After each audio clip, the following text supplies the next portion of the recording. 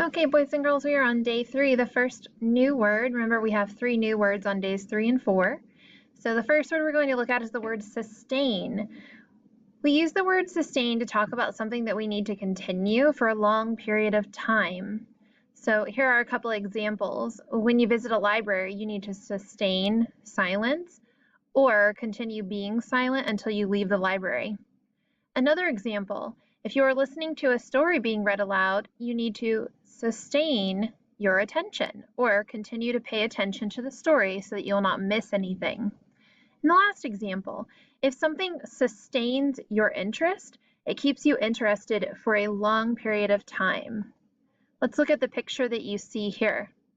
The radio said that the hurricane would bring sustained winds of 50 miles per hour. That's something you've probably heard before, either on the news or in this example on the radio. Sustained winds mean that the hurricane's winds would sustain or continue blowing at 50 miles per hour for long periods of time. I want you to think about this question. What kind of books or movies sustain your interest and why? If you have someone next to you, you can turn and talk or think to yourself.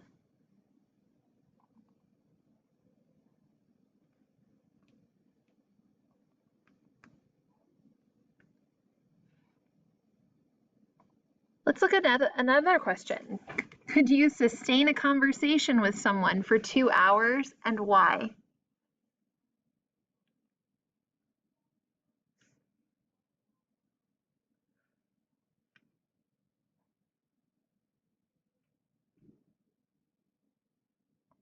So now we're going to move on to the second word, and that word is serene.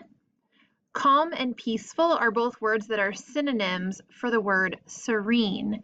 So here's another example looking at a hurricane. When we're talking about the eye of a hurricane, you've probably heard that mentioned in the text, or rather in a text or on the news in the past. But the eye of a hurricane is very serene or calm and peaceful. That's located right here at the center of the hurricane. So we are going to think about these next few examples, whether they are serene or not serene. I will describe something and you will decide whether it is serene or not and why. So let's look at the first example here. A meadow full of wildflowers blowing gently in the wind. Is the meadow serene or not serene and why?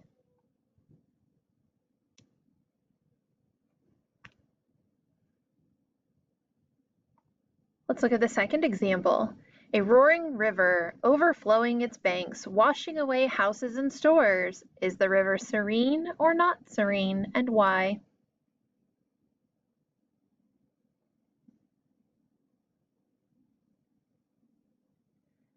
All right, so what I would say is that looking at this picture, the wildflowers gently blowing in the meadow is an example of serene because this is very calm and peaceful. However, looking at this roaring river that's causing a lot of damage is not so serene.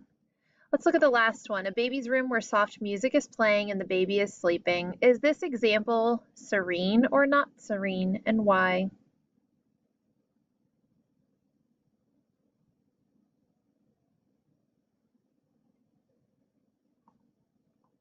The final word that we want to talk about and focus on today is the word stalk.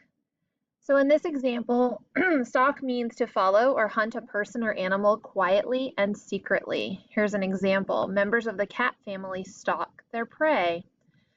How does a cat look, or what does a cat look like when it stalks something? How does it move?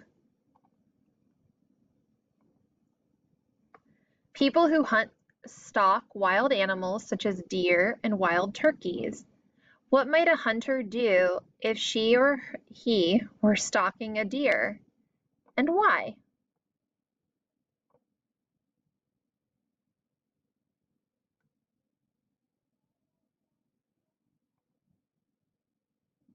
So stalk is another example, boys and girls, of a multiple meaning word.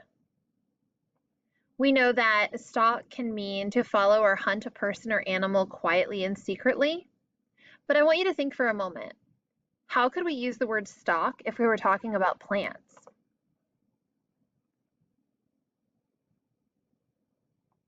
take a look at the picture.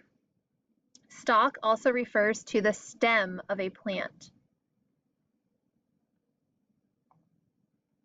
So stalk can mean stem, and the stalk of a plant is the stem. That wraps up day 3. We'll see you tomorrow for day 4.